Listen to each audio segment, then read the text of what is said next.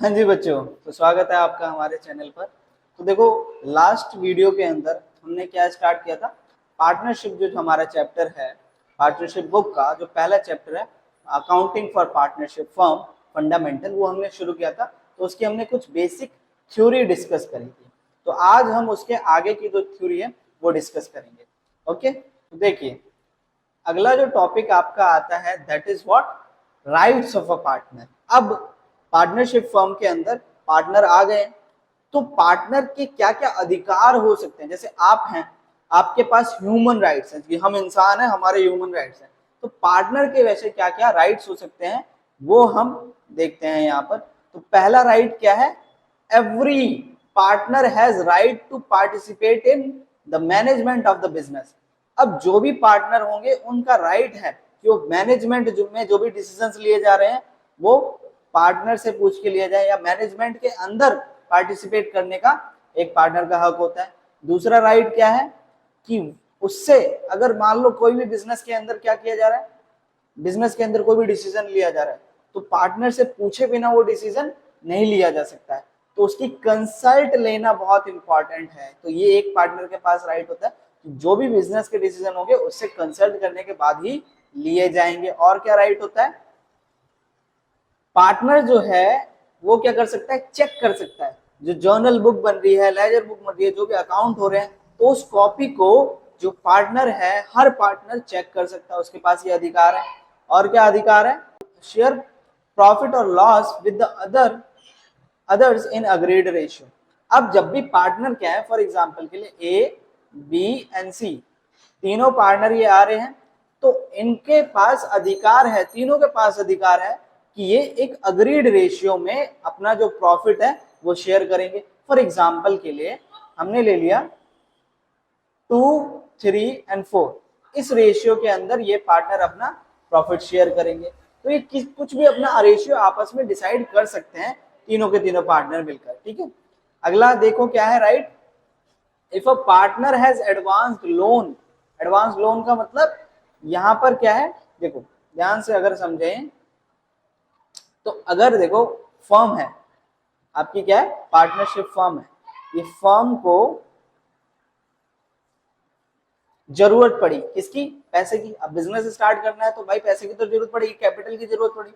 तो फर्म ने कहा पार्टनर से, पार्टनर पार्टनर मेरे को ना लोन दे दो। तो पार्टनर ने क्या दिया, लोन दे दिया। लोन कितने का दे दिया, सपोज 1 लाख रुपए का लोन दे दिया। तो ये हक है पार्टनर का कि इस लोन के बदले में इंटरेस्ट ऑन लोन, जैसे आईओसी हम शॉर्ट फॉर्म में बोलेंगे, इंटरेस्ट ऑन लोन वो रिसीव कर सके। ठीक है, तो ये किसके पास हक है, पार्टनर के पास हक है।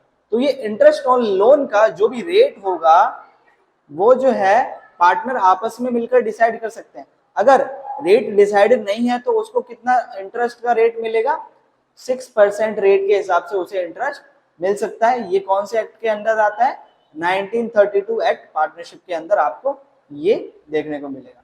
ठीक है जी, अगला देखिए, अगला पार्टनर के पास क्या अधिकार है, in case of an emergency. अगर मान लो कोई इमरजेंसी आई, तो सारे के सारे पार्टनर नहीं है, सिर्फ एक पार्टनर बचा हुआ है।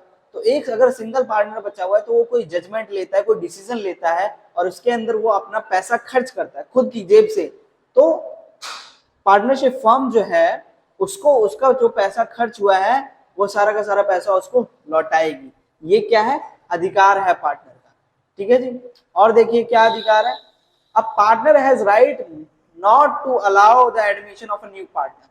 अगर कोई नया बंदा इस फर्म के अंदर, कोई थर्ड पर्सन आना चाहता है, डी कह रहा है डी मैं आना चाहता हूं, तो तीनों के तीनों पार्टनर के पास ये अधिकार है कि ये इसे अलाउ भी कर सकते हैं और डिस अलाउ भी कर सकते हैं।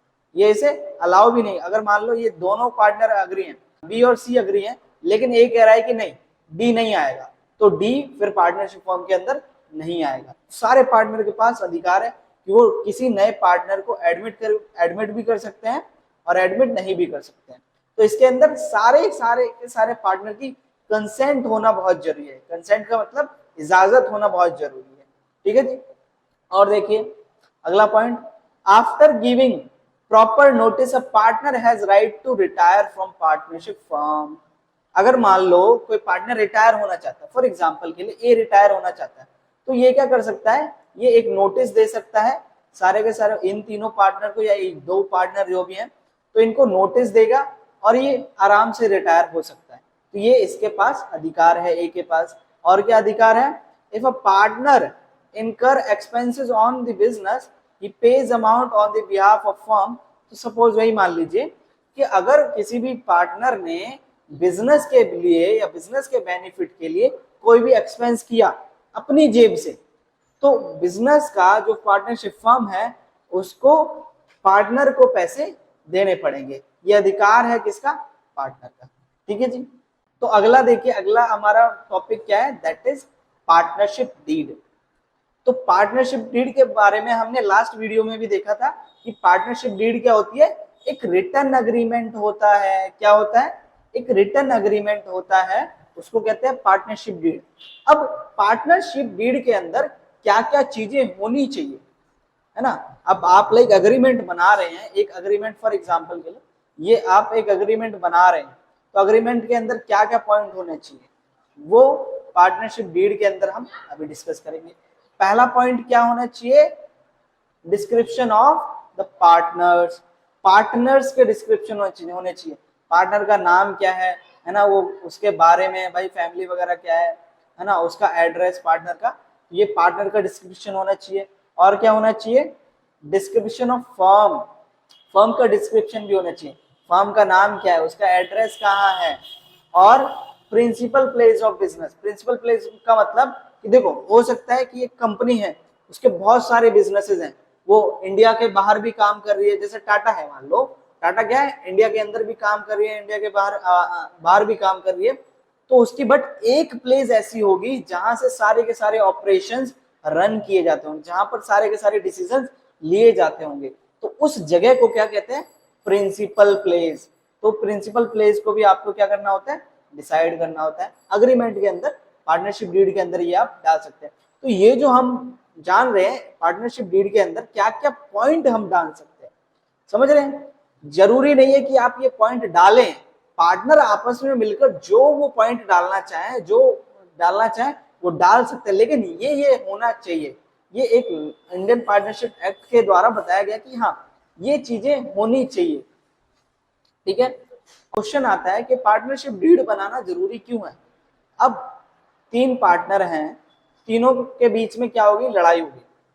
वो कह रहा है कि हमने डिसाइड किया था कि इक्वल प्रॉफिट शेयर करेंगे, लेकिन अब कह रहा है कि मैं सबसे ज्यादा प्रॉफिट लूंगा। कोई पार्टनर जैसे फॉर एग्जांपल के लिए ए, बी एंड सी, तो इन तीनों ने डिसाइड किया था, ओरल एग्रीमेंट हुआ था, मुंह से बोल दिया था कि हाँ चल हम लोग क्या करेंगे, इक्वली 1:1 इक्वली प्रॉफिट डिवाइड करेंगे। लेकिन ए बोल रहा है कि मैं जो है ज्यादा प्रॉफिट लूंगा, मैं प्रॉफिट लूंगा दो गुना प्रॉफिट लूंगा, 2:1 ऐसे बोल रहा है। तो क्या हो गया, भेदभाव हो गया, मतभेद हो गया दोनों तीनों के तीनों पार्टनर के बीच में। तो ये मतभेद ना हो, ये डिस्प्यूट्स ना आए, इसके लिए हम क्या करते हैं, एक रिटन एग्रीमेंट बना के रखते हैं, एक पार्टनरशिप डीड बना कर रखते हैं। ठीक है जी। चलिए अगला पॉइंट देखते हैं, नेचर ऑफ बिजनेस। बिजनेस क्या कर रहा है, क्या नहीं कर रहा है, वो आपको पार्टनरशिप डीड के अंदर डालना चाहिए। और क्या डालना चाहिए, कमेंसमेंट ऑफ बिजनेस, बिजनेस कब शुरू हुआ वो आपको डालना चाहिए, उस डेट को डालना चाहिए। ठीक है जी। और क्या है, कैपिटल कंट्रीब्यूशन, कि भाई पार्टनर ये सारे मिल रहे हैं तो कौन सा पार्टनर कितना कंट्रीब्यूट करेगा कैपिटल को, वो भी आप क्या कर सकते हैं, मेंशन कर सकते हैं पार्टनरशिप डीड के अंदर। इंटरेस्ट ऑन कैपिटल, अब पार्टनर ने क्या किया, कैपिटल दिया, तो उसे रिटर्न में क्या देना है, इंटरेस्ट ऑन कैपिटल देना है। तो उसका जो रेट होगा वो भी क्या है, पार्टनरशिप डीड के अंदर आप डाल सकते हैं कि अलाउ करना चाहिए। अगर मान लो यहाँ पर ये भी हो सकता है कि इंटरेस्ट ऑन कैपिटल देना भी चाहिए या नहीं देना चाहिए, ये भी डिसाइड कर सकते हैं। ठीक है जी। और क्या है अगला पॉइंट, इंटरेस्ट ऑन ड्राइंग। अब मान लो कोई पार्टनर क्या कर रहा है, फर्म के अंदर से पैसा निकाल रहा है, फर्म के अंदर से क्या निकाल लिया उसने, पैसा निकाल लिया या कैपिटल निकाल लिया, कुछ भी कैपिटल ही निकालता है। तो फर्म के अंदर से उसने कैश मान लो या फिर एसेट मान लो, कुछ भी उसने निकाला है, ड्राइंग निकाला है। इसको ड्राइंग तो आपको पता है ना क्या होता है, तो जब भी पार्टनर कोई ड्राइंग निकालता है तो उसके अंदर आपको किस रेट से इंटरेस्ट ऑन ड्राइंग चार्ज करना चाहिए या चार्ज नहीं भी करना चाहिए, तो वो चीज आप पार्टनरशिप डीड के अंदर मेंशन कर सकते हैं। प्रॉफिट शेयरिंग रेशियो क्या होना चाहिए सारे के सारे पार्टनर का, तो वो आप डिसाइड कर सकते हैं पार्टनरशिप डीड के अंदर, ये मेंशन करने वाली चीज है। और क्या डाल सकते हैं, interest on loan. Interest on loan दोनों प्रकार से हो सकता है कि अगर मान लो फर्म ने पार्टनर को लोन दिया तो कितना इंटरेस्ट चार्ज करेगा फर्म, वो भी मेंशन कर सकते हैं। और पार्टनर ने फर्म को लोन दिया तो पार्टनर को कितना इंटरेस्ट ऑन लोन देगा फर्म, वो आप लोग डिसाइड कर सकते हैं किसके अंदर, अग्रीमेंट के अंदर। ठीक है। रेमुनरेशन, रेमुनरेशन का मतलब होता है सैलरी या फिर कमीशन, सैलरी कमीशन और भी एटसेट्रा जो चीजें पार्टनर को मिलनी चाहिए। क्या अगर मान लो कोई पार्टनर काम कर रहा है, 3 पार्टनर है ये, तो इन तीनों पार्टनर में से एक क्या कर रहा है, सारा का सारा बिजनेस देख रहा है ना, वो आके काम कर रहा है और ये दोनों आराम से मौज कर रहे हैं, बी और सी। तो ए को क्या मिलना चाहिए, सैलरी मिलना चाहिए, कितना मिलना चाहिए वो हम यहाँ पर डिसाइड कर सकते हैं। अच्छा जी, और क्या डिसाइड कर सकते हैं, वैल्यूएशन ऑफ गुडविल होना चाहिए अग्रीमेंट के अंदर, डीड के अंदर। वैल्यूएशन ऑफ गुडविल का मतलब क्या है, अभी आप अगला चैप्टर पढ़ेंगे गुडविल के बारे में, तो उसके अंदर आप देखेंगे कि गुडविल निकालने के भी अलग अलग तरीके हैं। तो गुडविल का मतलब बेसिकली क्या होता है, फेम, है ना, नेम फेम। तो अगर मान लो हल्दीराम है ना, तो हल्दीराम क्या है, हल्दीराम का नाम हो रखा है। टाटा है, टाटा का क्या है, नाम है। रिलायंस है, रिलायंस इज नेम। तो उस नेम का हम गुडविल, है ना, उसको कहते हैं गुडविल। गुडविल को आप कैसे कैलकुलेट करेंगे, गुडविल कैसे निकालेंगे, तो वो भी आप यहाँ पर मेंशन करेंगे अग्रीमेंट के अंदर, इस डीड के अंदर। और क्या मेंशन करेंगे, वैल्यूएशन ऑफ एसेट, एसेट को कैसे निकालेंगे, किस तरीके से निकालना है, वो भी आप देखेंगे। Settlement of account, settlement of account का मतलब क्या, अगर सपोज मान लो इन तीनों पार्टनर के अंदर में से, इन तीनों पार्टनर में से कोई पार्टनर रिटायर होना चाहता है, तो फॉर एग्जांपल के लिए ए रिटायर होना चाहता है, ए कह रहा है कि अब मैं नहीं कर सकता, मैं बूढ़ा हो चुका हूं, तो इसके सारे के सारे अकाउंट कैसे सेटल किए जाएंगे भाई, इसके जितने भी अकाउंट होंगे वो सब बंद करेंगे हम, है ना, इसको इसका एसेट, इसके हिस्से का एसेट दिया जाएगा, इसके हिस्से की लायबिलिटी देनी है नहीं देनी है, वो सारे के सारे अकाउंट सेटलमेंट किस तरीके से होगा, वो भी आप पार्टनरशिप डीड के अंदर मेंशन करेंगे। और क्या मेंशन कर सकते हैं, अकाउंटिंग पीरियड, कि भाई आप कौन सा अकाउंटिंग पीरियड फॉलो करेंगे, 31 मार्च वाला या 31 दिसंबर वाला, और कितने, है ना, तो ये चीज आप यहाँ पर मेंशन करेंगे।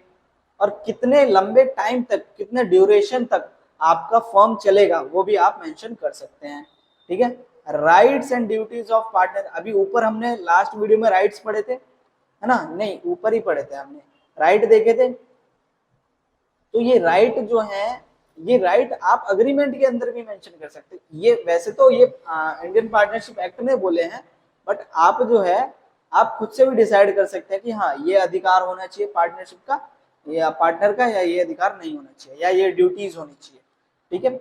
ड्यूरेशन ऑफ पार्टनरशिप, पार्टनरशिप कितने लंबे समय तक चलेगा, वो भी आप क्या कर सकते हैं, डिसाइड कर सकते हैं, और अग्रीमेंट के अंदर, पार्टनरशिप डीड के अंदर मेंशन कर सकते हैं। और क्या मेंशन कर सकते हैं, बैंक अकाउंट ऑपरेशन, कि भाई जो अकाउंट खुलवा रहे हैं हम, जो खाता खुलवा रहे हैं, क्या वो सारे के सारे पार्टनर मिलके ज्वाइंट अकाउंट खुलवाएंगे या फिर एक ही अकाउंट खुलवा के काम चल जाएगा, तो ये भी आप मेंशन कर सकते हैं। और क्या मेंशन कर सकते हैं, death of a partner. For example के लिए डेथ ऑफ अ पार्टनर के अंदर क्या होता है कि अगर कोई पार्टनर मर गया, है ना, मर गया, तो उसके केस में क्या पार्टनरशिप फर्म बंद हो जाएगी, डिसॉल्व हो जाएगी, या फिर चलती रहेगी, ये आप मेंशन कर सकते हैं।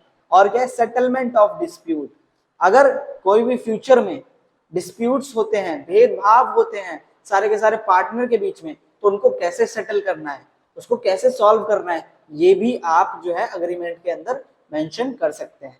तो अग्रीमेंट के अंदर ये जो पॉइंट्स हैं ये आप मेंशन कर सकते हैं। इट इज नॉट कंपल्सरी कि ये सारे ही आपको पॉइंट मेंशन करने चाहिए, बट क्या बताया गया है कि सजेशन दिया गया है कि ये आपको पॉइंट मेंशन करने चाहिए। ठीक है जी। चलिए अगला देखिए क्या है, अगला पॉइंट इज कि is it essential to have a partnership deed, कि क्या जरूरी है पार्टनरशिप डीड बनाना, या पार्टनरशिप डीड बनाना जरूरी है। तो यहां पर इसका उत्तर क्या है, इसका आंसर क्या है कि देखो ऐसा कंपलसरी तो नहीं है बट प्रिफरेबल है। वर्ड पे जाना, it is not compulsory but preferable, जरूरी नहीं है, कंपलसरी नहीं है कि आप पार्टनरशिप डीड बनाएं, लेकिन प्रिफर किया जाता है, लॉ के द्वारा प्रिफर किया जाता है कि आप पार्टनरशिप डीड बनाएं। क्यों? क्योंकि अगर डिस्प्यूट होंगे तो उनको कैसे सॉल्व करेंगे आप आपस में। अब हर व्यक्ति क्या होता है, हर व्यक्ति सेम नहीं होता है, हर व्यक्ति का नेचर आगे चल के बदल जाता है, तो डिस्प्यूट्स होने कंपलसरी है।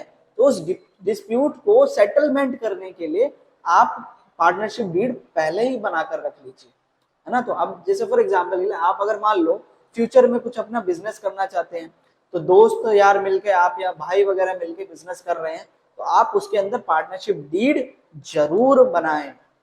ठीक है जी। तो आज की वीडियो में हम इतना ही रखते हैं। नेक्स्ट वीडियो में हम थोड़ा सा थ्योरी और कवर करेंगे, फिर उससे रिलेटेड जो थ्योरी के क्वेश्चंस हैं वो हम डिस्कस करेंगे। तो अगर आप लोगों को कोई भी डाउट या कोई भी इश्यू आ रहा है तो आप कमेंट बॉक्स में पूछ सकते हैं, और इस वीडियो को शेयर करें अपने दोस्तों के साथ जिनको भी प्रॉब्लम आ रही है और जिनको भी 12th अच्छे से पढ़ना है, तो आप इसको शेयर करें। Okay, thank you so much. Hare Krishna.